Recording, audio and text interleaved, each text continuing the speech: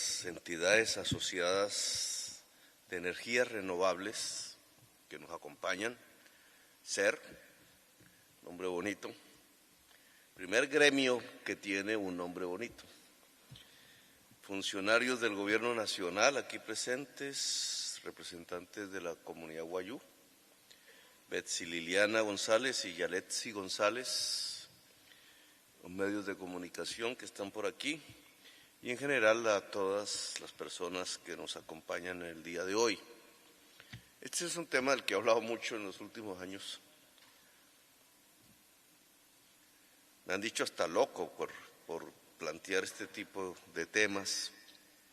No hace mucho empiezan a generalizarse, a discutirse ya como parte del debate público.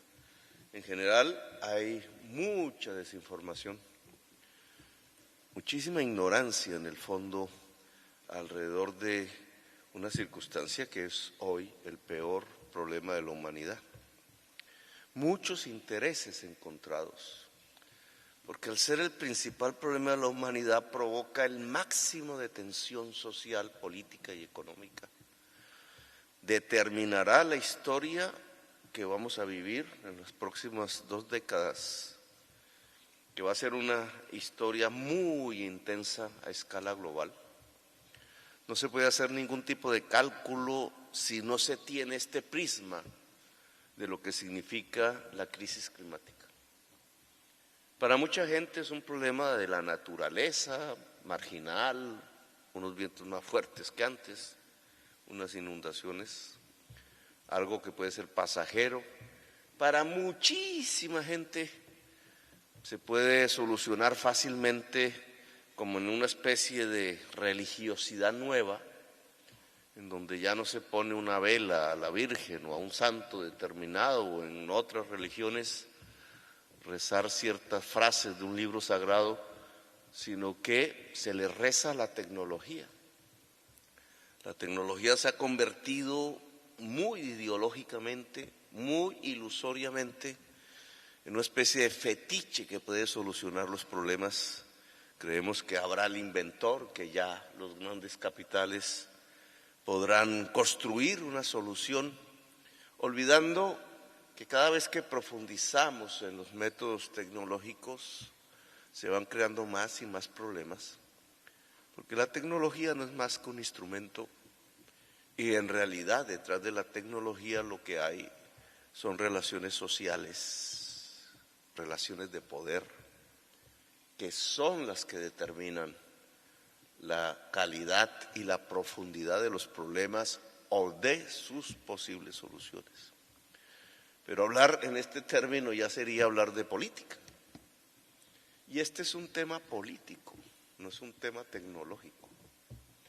Nos equivocamos si lo abordamos exclusivamente desde la perspectiva tecnológica. Es eminente y profundamente político. No hay un tema más político que este de la crisis climática a nivel global. Me extendería en una conferencia que no es la pertinente aquí, explicando el porqué. Pero lo dejo en pocas frases y solo como inquietudes, ya habrá oportunidades. Porque la crisis climática tiene una causa que no es como se propone en muchos medios de información, en muchas discusiones generales y superficiales. A veces se dice, la crisis climática es culpa de la humanidad. Eso no es cierto.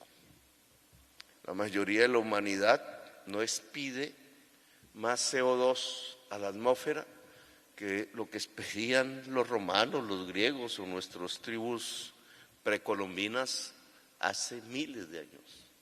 Ahí no está la culpa. Hay quienes piensan que es que entramos a una nueva era geológica en donde el ser humano en general cambia las condiciones como nunca antes había sucedido de la etapa geológica del planeta. Le llaman antropoceno. Tampoco es cierto.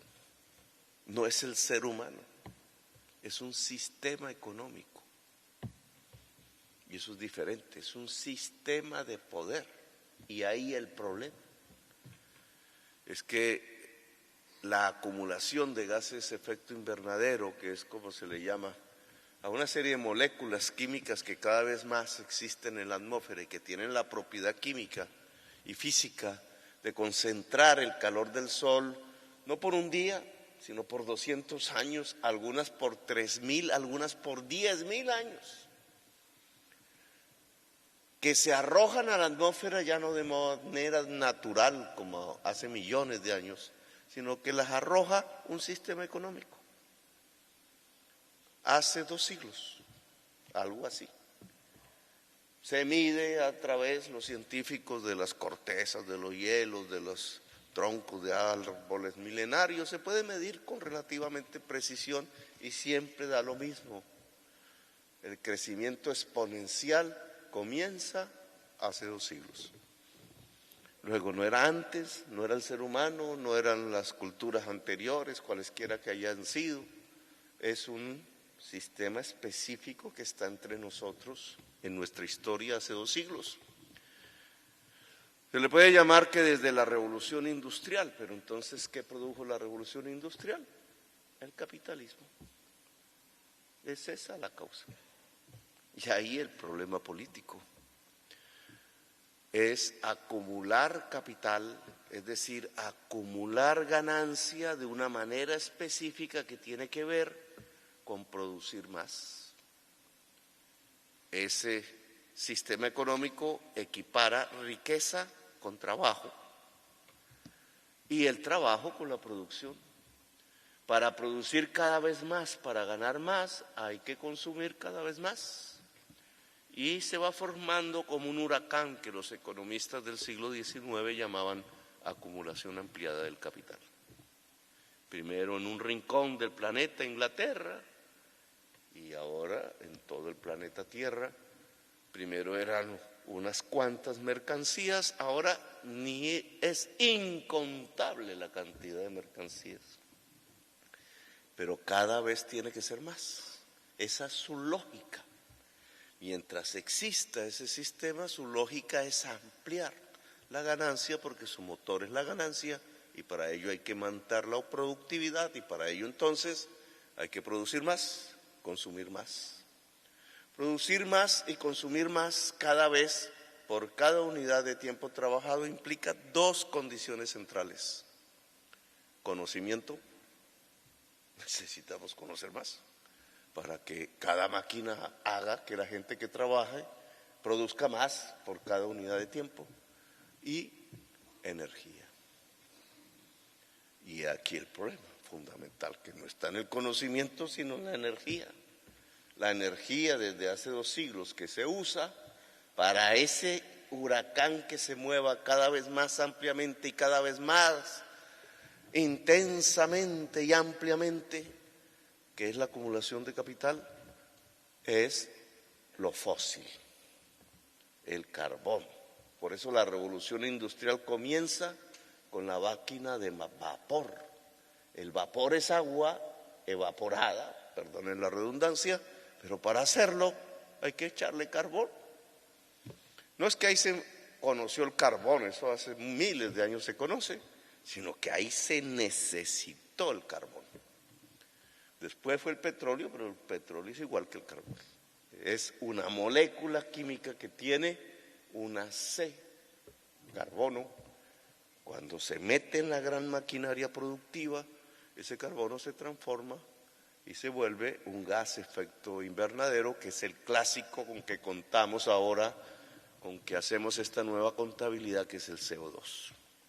Acumulado en la atmósfera, concentra el sol, el calor, se calienta cada vez más la superficie de la Tierra. Ese calentamiento que pareciera, aunque ya es visible, sensible, evapora grandes cantidades de agua a nivel planetario, derrite grandes cantidades de agua a nivel planetario. Esas grandes nubes de vapor, al moverse con los vientos, producen cada vez más huracanes, el mar alza, etcétera, una serie de condiciones que es lo que se llama la crisis climática. ¿Cuál es el problema de la crisis climática?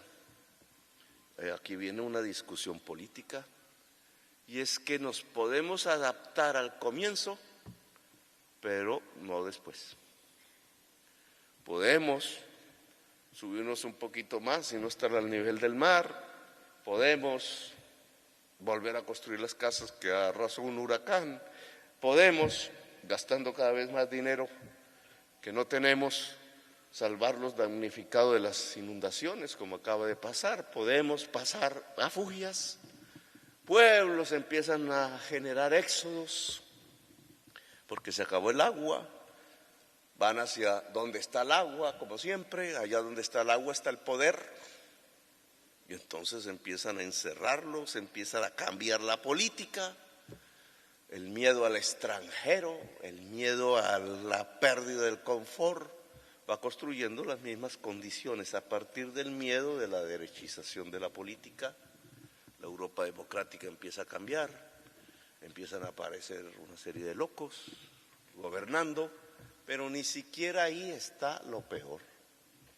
Lo peor está en lo invisible, lo acabamos de vivir, en que las cadenas de la vida se transforman porque su equilibrio estaba a un nivel de temperatura en el mundo. Y el cambio produce que cadenas de la vida desaparecen o se transforman en su contrario. Se vuelven profundamente ofensivas. Y el ser humano o cualquier especie de las grandes especies no necesita sino que un hilo de la camisa, de la cadena de la vida se rompa para que se produzcan millones de muertos, decenas, centenares, la enfermedad, la epidemia. Lo que dicen los científicos es que la crisis climática profundizándose quiebra de tal manera la cadena de la vida que se acaba. Luego, la crisis climática puede acabar la humanidad, y no en 1000 años, en décadas. Y ahí el problema. Por eso es que se reúnen todos los presidentes del mundo a ver qué se hace. Cada año, yo fui ya a una de esas reuniones, la COP20, ya no me acuerdo, de Egipto. La próxima COP se hace en una de las capitales del petróleo. Allá van las petroleras y las carboneras a pedir que no aceleren porque se acaba el negocio y entramos al mundo del conflicto, de los intereses económicos, políticos, nacionales, etcétera, que están alrededor de la solución o la profundización del problema peor que ha existido sobre la humanidad. Estamos viviendo los principios de los tiempos de la extinción. Y obviamente, qué intensa se va a volver la política en los años que están por vivir. De hecho, se quebró el paradigma de la modernidad. ¿Cuál era el paradigma de la modernidad? El progreso. La sensación de que nuestros hijos o nosotros, en la medida en que avanzaba el tiempo, íbamos a recorrer una especie de flecha ascendente y permanente que llamamos progreso. Hoy nadie podría hacer esa flecha. Hoy cualquiera que se acerque al tema de la crisis climática entenderá que sus hijos vivirán peor que él y que sus nietos vivirán peor aún que sus hijos, porque son los tiempos de la extinción de la humanidad. A eso le llaman Apocalipsis religiosamente, porque es el último libro de la Biblia, que a mí me encantaba leer, entre otros, en la cárcel, pero es exactamente eso, Apocalipsis, si no actuamos. Y la acción es política, y complejísima porque es global, y mucho más compleja porque tiene que ver con los cambios del poder mundial. Bien dicen algunos de mis críticos que Colombia no lo puede solucionar. Sí, Colombia no lo puede solucionar. Solo se soluciona si cambia el capitalismo, y hay toda una discusión de si puede cambiar o hay que superarlo. Pero no en un siglo, sino ya. porque el cronómetro va en contra. ¿Por qué va en contra? No es porque no podamos aguantar otros 2 grados centígrados en promedio de incremento, o 3, sino porque según la ciencia, esos 2 ya cambian de tal manera. Vamos a ponernos, no en el caso de Barranquilla, sino Bogotá, la capital. ¿De dónde viene el agua de Bogotá? ¿De dónde viene el agua del río Magdalena que está aquí cerca? Pues de los páramos de Colombia. Es una confluencia muy importante de nuestro planeta, en donde el vapor que sale de las copas de los árboles de la selva amazónica, imagínense cuánto vapor, y el vapor que sale del océano Pacífico, se juntan en la cordillera, por el lado occidental, por el lado oriental, allí están los páramos, y las maticas que están allí vuelven ese vapor agua líquida. Y esas son nuestras aguas. Ese es todo el agua que va por el río Magdalena, aquí cerca. ¿Y qué le pasa a las maticas en el páramo si cambia la temperatura? Van los científicos, examinan, nosotros no sabríamos, yo no sabría qué pasaría. Resulta que en los páramos la temperatura es el doble de lo que crece la temperatura en la superficie. Luego, si en el mundo superficial creció 2, en el páramo creció 4. Si en el mundo superficial creció 3, en el páramo creció 6. ¿Qué le pasa a la vegetación? Se muere.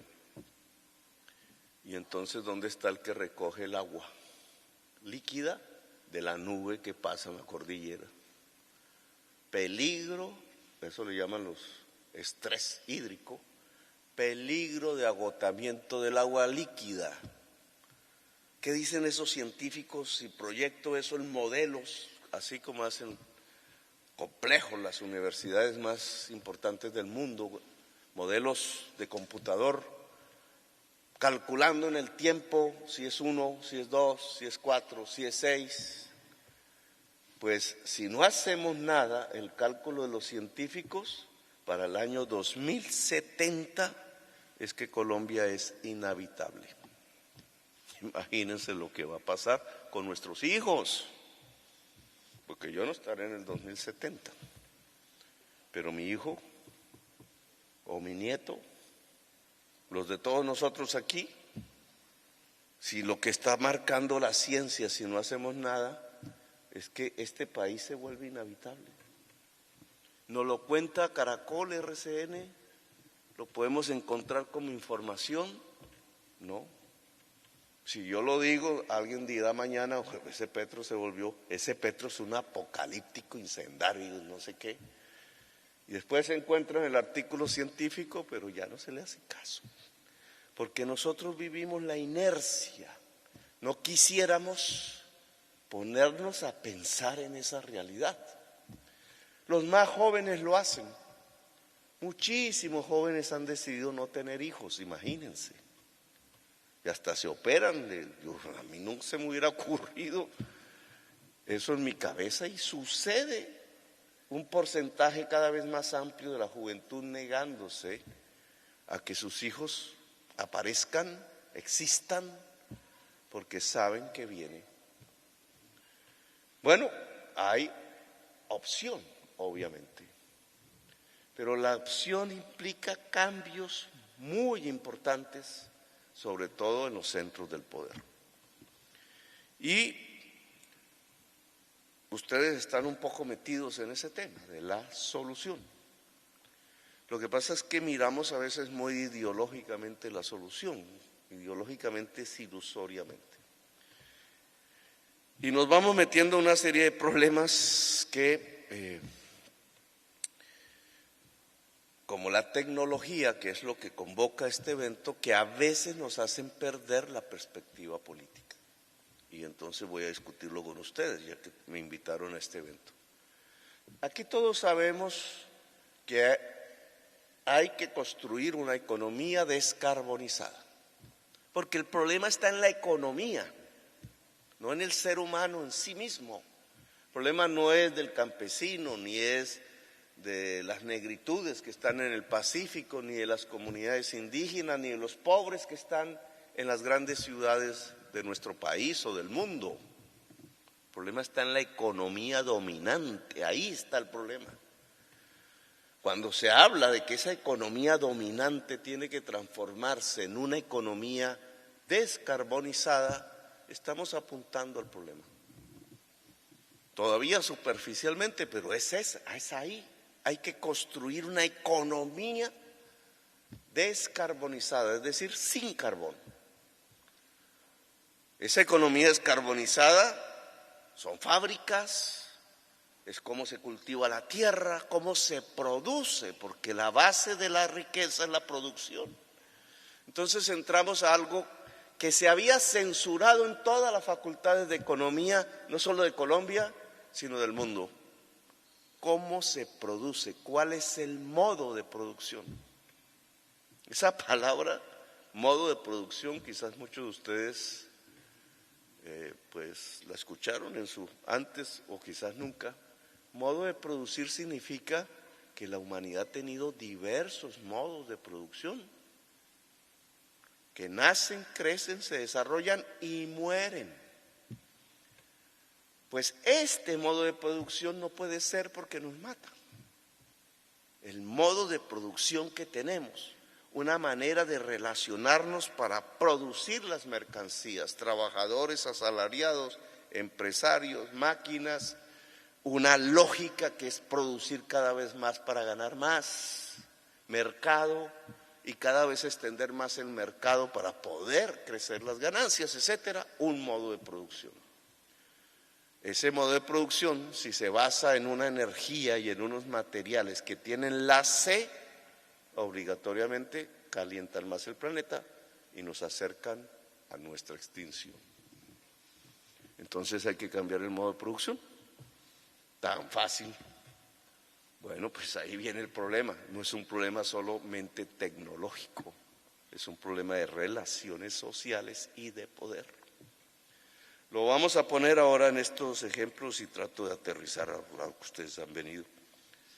Pues sí, descarbonizar entonces, lograr que la agricultura no tenga elementos basados en el carbón y el petróleo, lograr que la industria haga lo mismo, lograr que nuestra movilidad haga lo mismo, implica otra energía, es simple, tecnológica y matemáticamente es simple. La energía no puede ser ni carbón ni petróleo, ni gas. La energía tiene que ser, como ustedes llaman, limpia o renovable. Energías limpias, no, renovables. Limpia, es decir, que no use la molécula, el átomo C en las moléculas. Hasta ahí fácil. Pregunta, ¿y las grandes industrias petroleras se quedan calladas? ¿Por buena voluntad se transforman? ¿O empiezan a pagar publicidad en la prensa para que la gente no se dé cuenta de la gravedad de seguir consumiendo el petróleo y el carbón? Pregunta, ¿y las grandes carboneras? Pregunta más concreta para nuestro país, ¿y si nuestro 60% de exportaciones se basa en petróleo y carbón? ¿Qué hacemos nosotros? No, Petro, que entonces eso es por ahí en 50 años y una transición racional y no sé qué. Sí, nos van a comprar el carbón dentro de 50 años, dentro de 30, dentro de 20. Nos van a comprar el petróleo en el 2030, que ya estamos en 2023. Nos estamos acondicionando para el cambio económico profundo que implica que unos capitales y unas empresas ya no puedan seguir ahí, que no podamos vivir de eso. Si nos lo planteáramos en Venezuela sería aún peor. Y entonces lo hacemos, transitamos o hacemos lo del avestruz y esperamos que venga el huracán. Problemas políticos, no son tecnológicos simplemente. Y si el Estado vive de las regalías y la clase política colombiana le encantan las regalías y su manejo municipal, porque de ahí no solamente salen los dineros para hacer una calle en un municipio, sino la financiación de todo el sistema político comprando votos. Entonces les va a gustar que se acaben las regalías del petróleo y del carbón, o va a intentar prorrogarlas. Y si intenta prorrogarlas, nos vamos a preparar a la nueva economía descarbonizada. Problemas políticos. La clase media alta intensiva en el consumo de carbón querrá dejar ese tipo de consumo, o se opondrá como una fuerza política y social a lo que se llama una economía descarbonizada. Solo plantéense una pregunta: dentro de la economía descarbonizada no es válido usar un carro, ni siquiera eléctrico, porque la producción de carros eléctricos multiplicada por una palabra que generalmente no aparece en los análisis, que es el volumen, genera más energía, genera más emisiones de CO2 que lo que una pequeña cantidad de carros en gasolina podían emitir. Son soluciones que nos demandan es otro tipo de sociedad. Resulta que nos tendríamos que mover en tren eléctrico, resulta que nos tendríamos que mover en metros eléctricos, resulta que nos tendríamos que mover en tranvías eléctricos. Planteen en Barranquilla si se puede transformar una troncal de buses diésel en una troncal de tranvía. Uno diría, es un problema tecnológico, hasta fácil, tranvía es más bonito que el bus. Pregúntenle a Peñalosa eso. Pero no solo al individuo, a la sociedad que se mueve detrás de él y que vota. Pregunten si dejaríamos los carros. Candidato que proponga eso, pierde. ¿Cómo? ¿Que vamos a perder, dejar de usar mi carro? No me va a subir en un bus, me va a subir en un tren. Pregunten si nuestra capacidad de inversión pequeña, pero que existe, se ha dedicado a hacer vías férreas o se ha dedicado a hacer grandes carreteras para carros. ¿No pensaron cuando escogieron en que había una crisis climática? ¿Que teníamos que prepararnos? Botando nuestra poca cantidad de dinero comparativamente con países como Estados Unidos o China, en lo que no se puede usar más. Preguntas que son políticas, no solamente tecnológicas. Vamos hacia una parte de esa economía descarbonizada que es fundamental. Si no hay transición energética, no hay economía descarbonizada. No es lo mismo. Ojo, no es lo mismo. La transición energética es una partecita fundamental de un componente muchísimo más grande que tiene que ver con la construcción de una economía descarbonizada, que es una parte fundamental de un componente todavía más grande que se llama adaptación a la crisis climática. Esos tres núcleos es lo que configura todo el desarrollo de una acción política planificada de una sociedad a escala global, mundial, más importante en Estados Unidos que si lo hacemos en Colombia. Si Estados Unidos y China no lo hacen, se acabó la humanidad. Si Colombia lo hace y Sudáfrica lo hace, pero ellos no salvamos nada. Somos marginales. Si ellos lo hacen y nosotros no lo hacemos, nos quedamos como tantas veces en la historia mundial por fuera. Así de simple. Entonces, así en nosotros no haya la capacidad de solucionar el problema a escala mundial, lo cierto es que si nosotros no lo hacemos y nos quedamos en la vieja economía fósil y ellos sí, y la humanidad sigue viva, pues nosotros nos quedamos como si hubiéramos sido feudales frente al capitalismo desarrollado. Otra vez atrás, en la retaguardia, no en la vanguardia de la humanidad. Entonces veamos dentro de esos círculos el más pequeño determinante la transición energética, que es lo que los convoca a ustedes aquí. Pero es un círculo apenas del total y no es un problema exclusivamente tecnológico, sino político. Veamos el tema en Colombia. Nosotros tenemos 18 gigas de capacidad de energía eléctrica. El 60% de eso sale del agua. Y 6 gigas salen, o sea, más o menos el 30% sale de las termos, varias aquí cerca. Y el 0,0000 no sé qué, del viento. Y hay un 0, no me acuerdo, 6, 7, 0, no llega ni al 1 de una giga de el sol.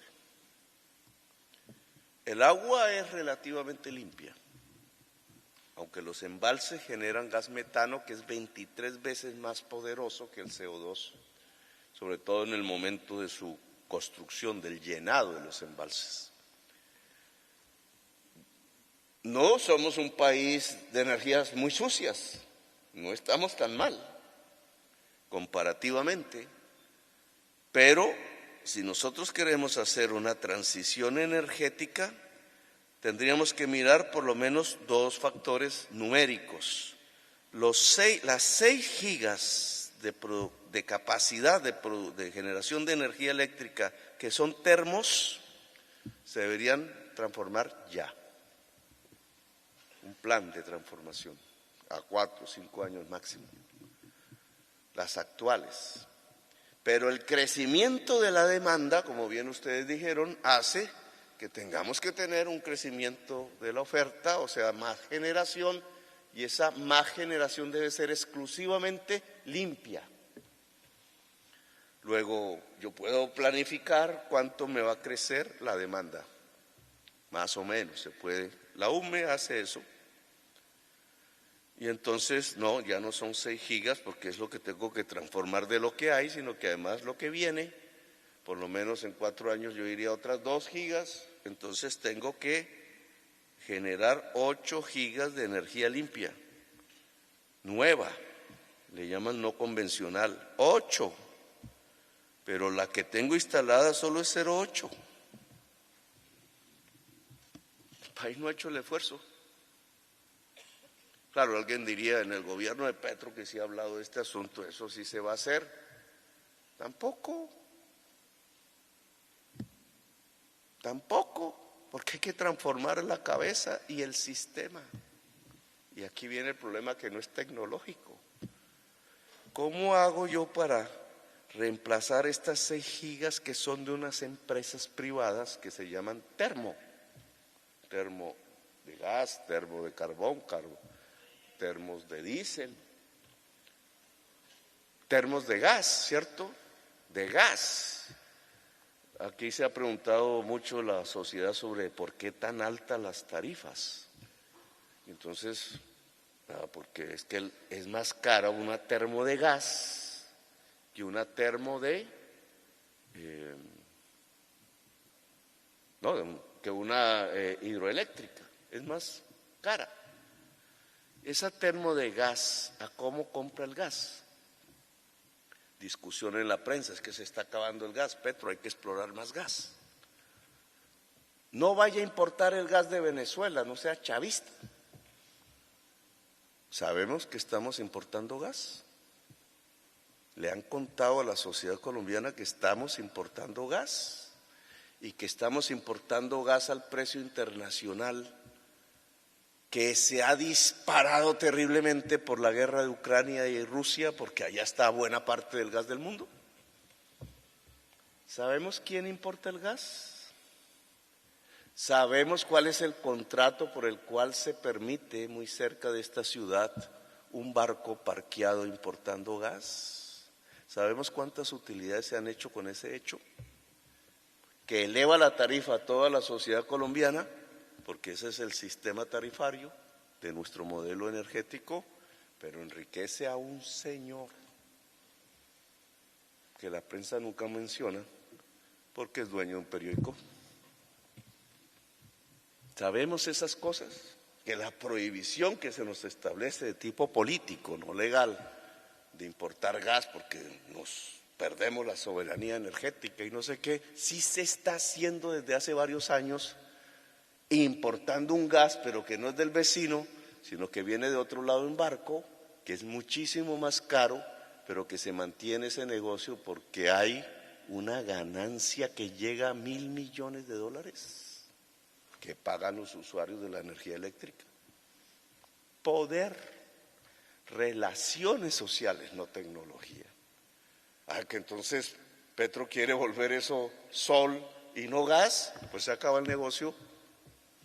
Entramos en el choque político. ¿Cómo es la estructura del negocio de la energía eléctrica en Colombia que no nos está permitiendo pasar a una transición energética limpia? Por ejemplo, si yo le pregunto a la UNME cuánta energía se va a producir nueva en este gobierno, me puede decir quizás, por lo que vi en un papel, 2 gigas. ¿Me puede decir eso, compañero? Pero entonces, 2 gigas, así toda fuera energía limpia, no vamos a hacer la transición energética en este año, en este gobierno, porque yo tengo que reemplazar 6 gigas de termos. Claro, si yo solo crezco en 2 limpias y no en 6, pues las empresas de las termos siguen ganándose un billete. ¿Y por qué yo prefiero las termos y no las posibilidades de la energía limpia?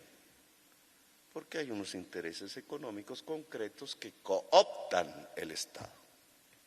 Entonces Petro ha hecho unos discursos bonitos, pero en la práctica no hay transición, que es un poco la lógica de la política colombiana. Si yo no produzco en este gobierno más de 6 gigas de energía limpia, no hay transición. Es mentiras lo que estoy diciendo. Si el aparato de funcionarios no está caminando mental y prácticamente hacia generar, a que en Colombia se pueda generar más de 6 gigas de energía limpia, estamos manteniendo las termos y por tanto las altas tasas de energía y por tanto la sociedad colombiana pagando los costos para que unas personas que son dueñas de esas termos ganen. No es solo lo técnico, es lo político. Es lo político. Aún podría profundizar este análisis que tiene que ver con ustedes, porque ustedes ya dirán, bueno, si Petro logra mover el Estado para que sean 6 gigas de energías limpias, pues se nos abrió el panorama, porque yo puedo meterme ahí, sabemos hacer las granjas solares, sabemos hacer los parques eólicos, hay que hacer las redes de transmisión, ahí no te entendí mucho, pero hay que hacer las redes de transmisión si son parques y granjas. ¿Cómo es la cosa? A ver, veamos, ¿tecnología o política? Si son grandes granjas, que no las puedo hacer yo como persona, ni una familia, ni una comunidad, que tiene que ser un gran capital invertido, tal como se invierte en hacer una hidroeléctrica o en hacer una termo. Hay que tener millones de dólares, 200 millones de dólares, 300, etcétera, dependiendo de la magnitud y por tanto la magnitud de la generación. Pues esa energía hay que sacarla, ¿cierto?, para venderla, y la manera de sacar esa energía para venderla hoy por hoy es un cable de luz, de energía eléctrica. ¿Se tiende el cable o no se tiende? Decisión del Estado y a veces de la gente cuando se trata de comunidades indígenas y afrocolombianas, la consulta previa. A ver, si yo prefiero que la energía en Colombia, porque hay unos intereses, y hablé solo de una importación que genera una utilidad de $1.000 millones, pero hablemos del petróleo, que generaría muchas más utilidades. Si yo quiero ese mundo, o estoy interesado en ese mundo del capital fósil, ¿doy los permisos? Y escribo, sí, permito la granja, o niego los permisos y no los doy. Y después Petro llega y regaña, bueno, pero al otro día tiene otros problemas, entonces se le va a olvidar y el permiso queda guardado en el escritorio esperando. Y pasa 1 año, 2 años, 3 años y el gran granjero solar pues se aburre y se va. Y si se va, entonces ¿dónde tenemos que generar energía? Pues toca pedirle a alguien que haga una termo, y toca explorar más gas, y toca sacar más petróleo, y entonces vamos de cabecita enterrándonos en una economía vieja de la cual hay que superar. Y así el Estado va poniendo, a veces no por la ley, sino por la costumbre y la mentalidad, a veces por la corrupción, porque no dar un permiso y dejar pasar los meses y los años hace que se pague por el permiso. Y vamos generando una maquinaria paquidérmica que no permite la transición, o que la demora de tal manera que el cronómetro de la vida, de lo que hablé al principio, nos llegó y nos fregó. Entonces hay que modificar la mentalidad incluso de la administración pública para garantizar la transición energética. Ahora, eso va a tener intereses en contra. Si somos 6 generadores y vendemos la energía para toda la sociedad colombiana a un precio que nos permita ganar, vamos a permitir que 1 millón de hogares colombianos pongan en sus tejados energía, paneles solares, para que ellos mismos generen su propia energía. Perdemos el mercado. Se nos acaba el negocio. Pero que a esas familias les va a salir gratis casi la energía. Y hasta pueden poner una fabriquita ahí y la moto, si es eléctrica, la enchufan y ya no tienen que gastar todos los días en gasolina. El mundo que podría ser de la economía descarbonizada. No, pero entonces el negocio, el mercado de la generación de la energía eléctrica en Colombia, ¿qué? Pues es que la transición energética significa transformar completamente esas cosas, hasta pensar que no hay mercado. Vamos a La Guajira, en el caso concreto que ustedes mostraron. Es que la ciencia dice que donde más sol cae es La Guajira, al año. Paradójicamente, en una extraña combinación, en donde el segundo lugar del mundo, en donde los vientos son rápidos y permanentes, condición básica para la energía eólica más eficaz. O sea, sol y viento. En La Guajira, uno de los lugares del mundo más portentosos para generar energías limpias. Los cálculos que hacen, nosotros tenemos 18 gigas, allá solo con energías limpias se podrían producir 25 gigas más. Colombia toda podría producir 65 gigas de energías limpias. Si nosotros lanzamos entonces esa gran capacidad de La Guajira para energía limpia que se extiende un tanto al Cesar, entonces, ¿cómo la sacamos de ahí? Cables. Yo podría llevarme un cable de esos hasta aquí, Barranquilla, y aquí hay agua, el río Magdalena, y hay un puerto. Si yo cojo esa energía limpia y pongo una campana de electrólisis del agua y separo la molécula entre oxígeno y hidrógeno, tengo exactamente hidrógeno verde, que es una de las energías limpias que la tecnología ha puesto al servicio de la humanidad. ¿Sería caro o sería barato en el mundo? Estudios la cuarta tarifa más barata del mundo. Es decir, y el hidrógeno verde que se puede licuar se puede meter en barcos. Es decir, que nos podríamos convertir en grandes exportadores de hidrógeno verde usando energía limpia de La Guajira traída a Barranquilla, que no está nada lejos.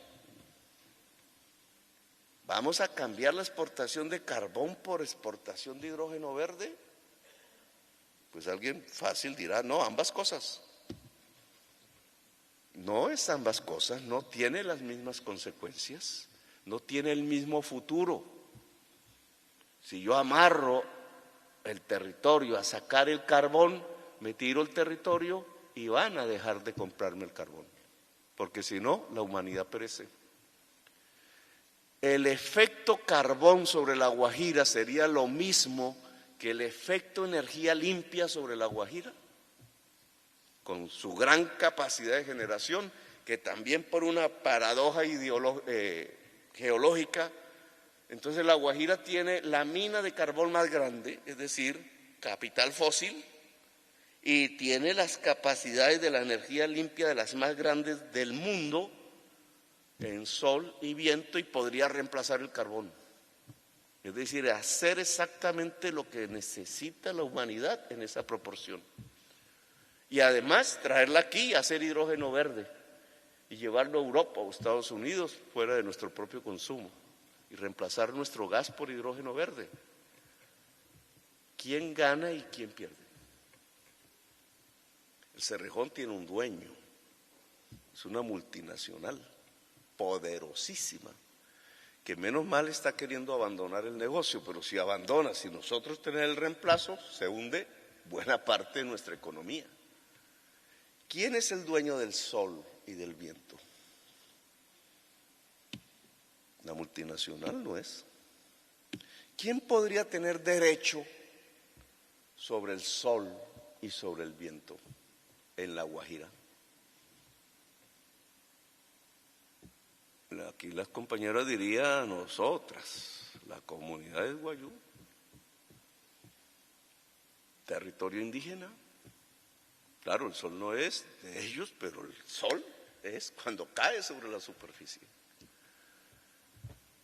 El modelo energético colombiano, y me atrevo un poco a contestarte, el modelo energético colombiano puede permitir que ahora, en vez de ser la multinacional del petróleo, del carbón, no nos metamos todavía con el petróleo, la gran beneficiaria de las exportaciones de Colombia, ahora sean las comunidades guayú las que pudieran poner esas granjas solares en su propio territorio y vender esa energía a un cable para que venga aquí.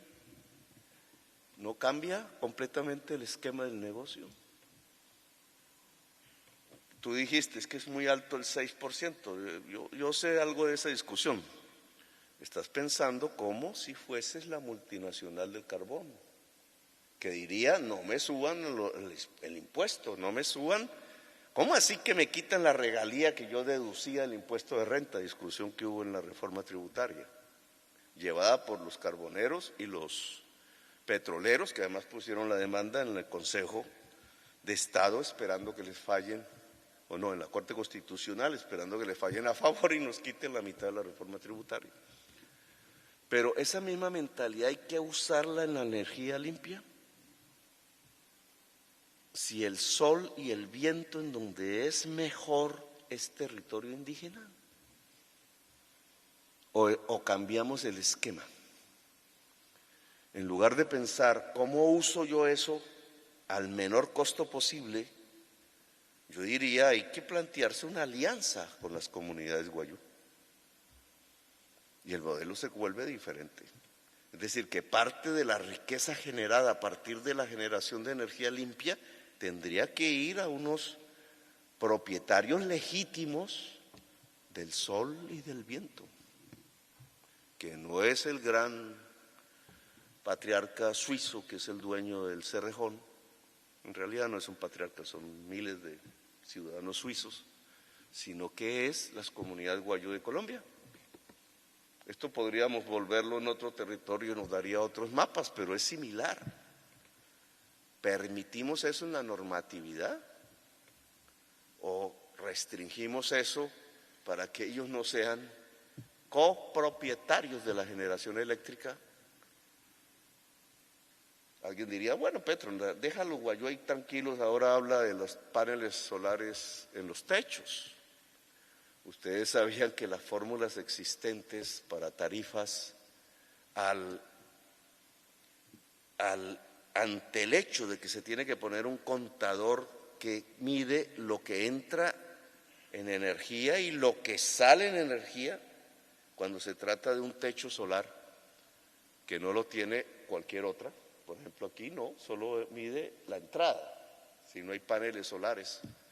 Pues cobran la entrada, ¿cierto? Porque el mercado está hecho es para poner contadores que entra, otro vende de afuera y hay que pagar la factura, que en Barranquilla es carísima. Pues resulta que si hay paneles solares, el panel solar genera para la casa, no tiene que medirlo, no se lo vende ninguna empresa, me genera en mi techo que está expuesto al sol. Yo pagué los paneles, no tengo por qué pagar. La empresa va a decir, ¿cómo así? ¿Cómo así? Pues tú tienes que poder vender también la energía, porque si tienes un techo muy grande y necesitas menos, puedes vender, como la comunidad Guayú podría vender energía. Entonces el contador tiene que tener entrada como es normal y salida.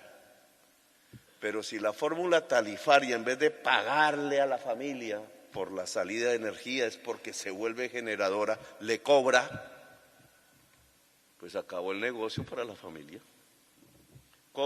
Eso se llama cobro de energía reactiva. Claro, queda uno viendo, y además en letra chiquitica como en todas las facturas, por ahí queda uno fregado. Las cuentas no dan. Resulta que no es barato poner paneles solares, no solo por lo que valen ellos, sino que tampoco saldría barato la generación de energía eléctrica porque nos están cobrando el que saquemos energía a la red. ¿Quién se inventó esa fórmula así? Unos funcionarios. ¿Y por qué? Para que la gente no haga eso. Es decir, para que millones de familias en Colombia no pongan paneles solares, no les salga el negocio. Y si no paneles solares, se resguardó el mercado, el actualmente existente, que es un mercado viejo para una economía vieja que no está a la altura de lo que se llama avanzar a pasos rápidos hacia una economía descarbonizada. Eso existe no en el gobierno de Duque, que existió, ni allá más atrás, ni echamos la culpa porque mucho de esto ni existía en discusiones. Eso existe incluso ahora. Si todas estas cosas se meten en el Congreso, se meten por funcionarios, se guardan los papeles, los cables de La Guajira no han podido salir, no están. ¿Cómo así que toda esa riqueza que podría ser de las comunidades Guayú no puede transmitirse porque no hay un cable de energía eléctrica? ¿Y dónde está el cable? No, que le dimos el contrato a la empresa de energía de Bogotá. Y va uno allá al gerente de la empresa de energía de Bogotá, hermano, ¿qué pasa que no está el cable? Si no, se nos viene el niño. No, hermano, es que yo tengo que hacer consultas indígenas y son 200 y pico. Y bueno, ya llevo como 195, me quedan 5, pero esas 5 me están cobrando medio ojo de la cara. Y entonces yo no puedo, no se ha aceptado, no hay cable. Es decir, que alguna parte de la comunidad Guayú ha sido seducida a partir del dinero rápido a no poner un cable que podría hacer que todas las comunidades Guayú pudieran generar energía solar y ganar un billete, no digo inmenso, pero podría garantizar la comida, podría garantizar que hubiera agua potable, podría garantizar las condiciones mínimas de dignidad de los seres humanos, sino que los niños se nos estén muriendo por miles. Entonces, ¿cómo es posible que nos estemos suicidando? Porque si se hace ese cable, cambia el mercado de la energía eléctrica en Colombia. cambia incluso el mercado de la distribución de la energía eléctrica en el Caribe. No me voy a meter más a Honduras porque a lo mejor ustedes están con ellos, pero cambian las cosas, cambian las relaciones de producción, cambian las relaciones sociales, cambia el poder. No es lo mismo el poder si el dueño de la riqueza se llama el dueño del carbón, a si el dueño de la riqueza se llama el dueño del sol y del viento. No es lo mismo, no es un problema simplemente tecnológico o incluso racional desde el punto de vista de por qué tenemos que transitar a energías limpias, que ya explicamos al comienzo y ustedes saben, sino que es el cambio de relaciones de poder en Colombia, en un territorio específico que se llama La Guajira, pero también en un territorio específico que se llama el Caribe y también en un territorio específico que se llama Colombia. Un empresario ayer, y voy a terminar porque este tema pues me atrae mucho, no me acuerdo el nombre, publicaba en La República, el diario, Colombia puede ser una Arabia Saudita en energías limpias. Dio en el clavo. Yo lo había dicho en mis discursos, pero como lo digo yo no es tan cierto si lo dice un gran empresario del mundo. Pues América del Sur es la región con mayor capacidad de energías limpias de todo el planeta. No solamente tenemos la capacidad de la energía, sino los minerales de las energías limpias, el litio, el cobre y otros. Juntamos esas dos cosas y tenemos la base de la industrialización descarbonizada.